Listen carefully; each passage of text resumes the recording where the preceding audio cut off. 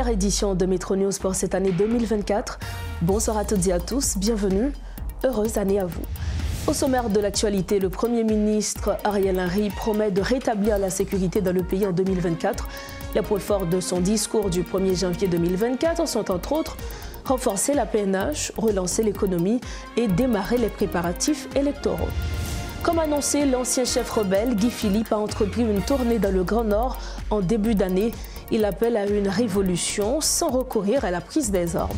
Et puis le juge Walter Reusser-Volter, chargé du dossier de l'assassinat de Jovenel Moïse, se rendra aux États-Unis pour auditionner l'ex-première dame Martine Moïse et l'ancien ministre de la Justice Rockefeller Vincent.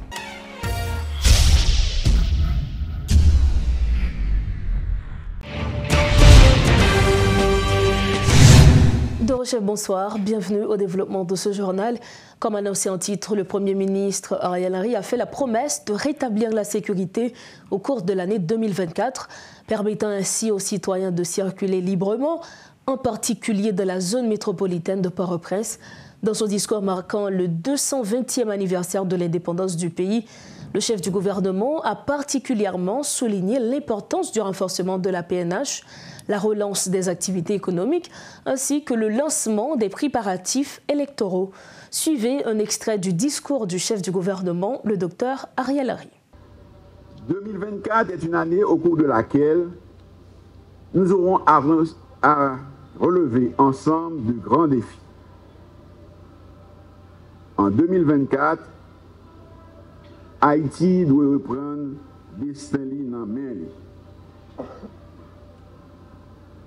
Jean, nous avons une tradition fait ça, 1er janvier, nous devons laver et nettoyer Kaila. Nous devons balayer, rouser, changer ma bioplace. Et puis mettre l'ordre dans Kaila. En 2024, Abraham dit c'est assez. C'est pour tout le monde, ouais. Haïti décidé, prend chemin, changement, tout mauvais. 2024, c'est année pour combattre changement lancé sans garder derrière.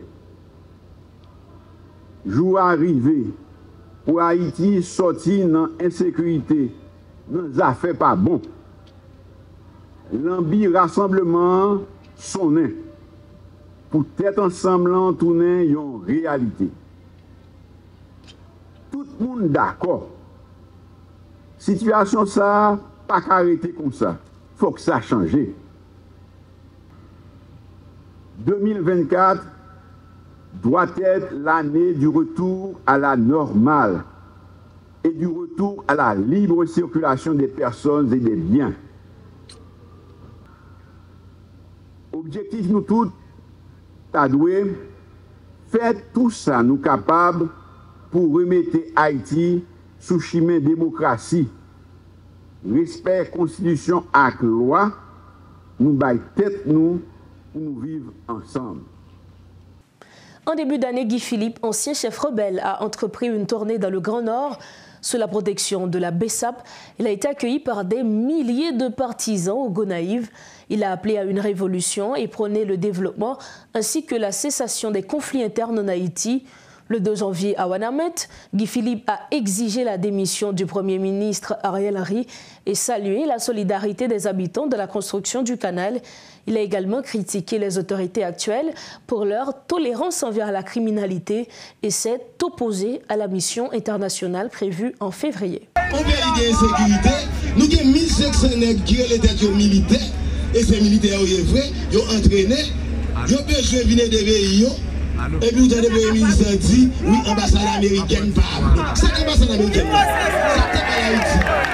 Il est payé pour l'ambassade américaine pour dire, pour l'armée va faire travail. Là, la police finit craser. Là, la police avance contre les zones. Il faut que l'armée rentre pour être là, pour ne pas tourner encore. Il faut que ça là pour l'été, pour ne pas tourner encore. C'est seul qu'on s'en bon l'État. Nous n'avons pas besoin de 300 soldats et Kenya. Nous déjà avons 1500 là, nous avons payé l'argent, nous avons payé, nous avons mangé, pas pour rien. Il n'y a pas de travail parce que l'ambassade dit qu'il n'y a pas de travail. Bon, qui va compter dans le pays pour faire comme ça? Je dis à nous, un gouvernement qui va aller à aucune élection. Depuis 8 ans, pas d'élection. 8 ans. Ça veut dire pas une autorité là légitime. Tout le monde sous bluff. Tout le monde sont libre. Tout le monde s'est resté avec. Parce que c'est blanc qui va au pouvoir. Assoir, je dis nous que pouvoir est dans même lié. Pouvoir c'est dans le peuple haïtien lié. Même Jean Blanc, qui a pris 27 délinquants, a chuté avec un hôtel, a parlé, oui, ça a à côté de bagaille. Il a cherché, ouais, qui est sur le mettre dans notre pays. Nous allons dire non, nous ne pas le droit ça. C'est pas nous qui décider de ça. C'est le peuple haïtien. C'est nous qui pour choisir nous, qui pour diriger. Pour nous joindre Haïti que nous avons besoin. Et je garantis, si nous mettons les gens qu'il faut, dans la place côté de dans moins que 90 jours, la sécurité. L'ancien président Jocelyn Privert insiste sur la nécessité d'organiser des élections au plus vite pour permettre au pays de sortir de la crise. Selon lui, la seule solution viable est de confier à un conseil électoral provisoire la mission ainsi que les moyens nécessaires pour mettre en place le scrutin. Jocelyn Privert explique plus en détail sa position sur cette question. Je ne crois pas qu'il y a d'autres solutions, d'autres moyens de sortir de cette crise sans la tenue au plus vite des élections dans le pays. Si vous me permettez un peu d'histoire, en 1990, le régime militaire du général Prosper Avril est parti suite à un soulèvement populaire. Madame Erta Pascal Trouillot, juge à la Cour de cassation, a été investie dans les fonctions de président de la République. Le 4 mars 1990, 9 mois plus tard, décembre 90, 16 décembre, les élections ont été organisées. En 2004, l'administration du président Aristide a été renversée. M. Boniface Alexandre et Gérald Latortue ont dirigé une transition qui a duré 2 ans. Mars 2004, les élections ont eu lieu en février 2006.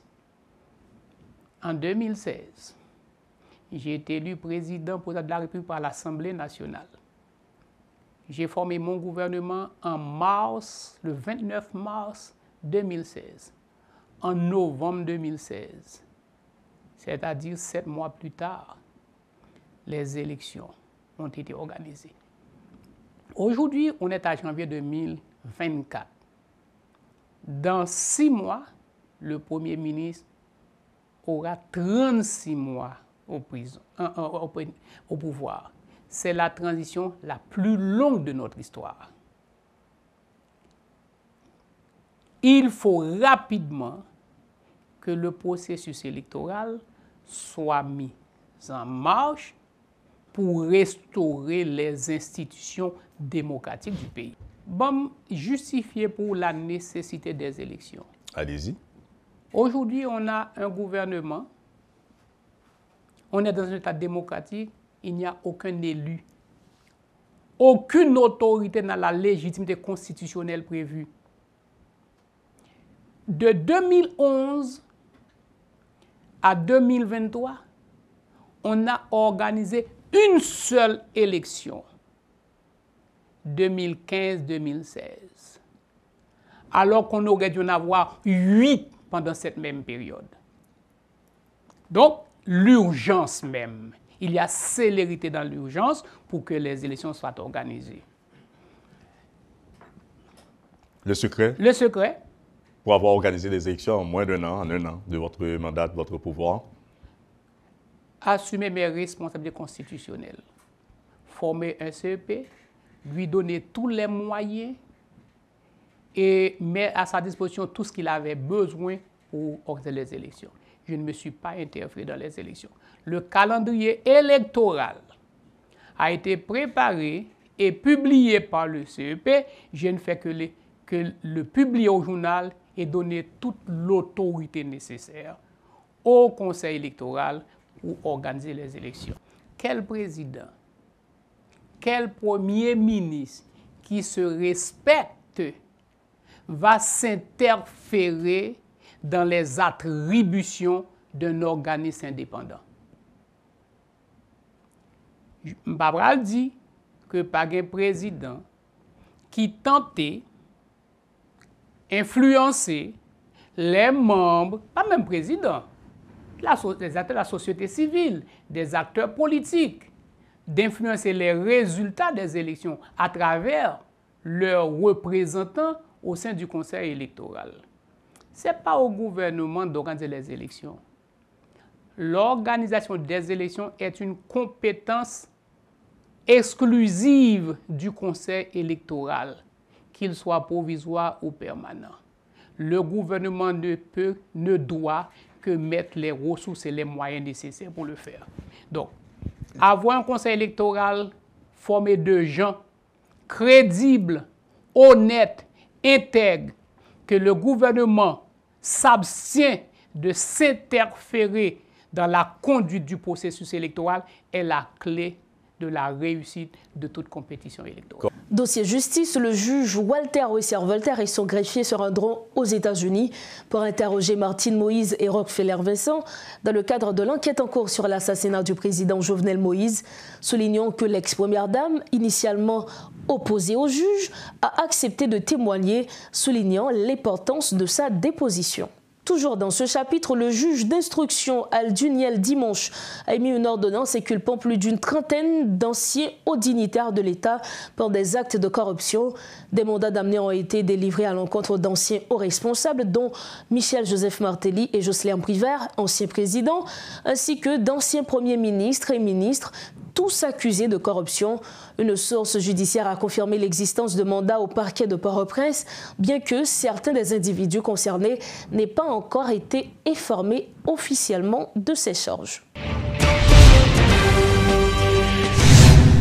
Autre information, Claudine Gay, qui occupait la fonction de présidente de l'université de Harvard, a officiellement démissionné le 2 janvier.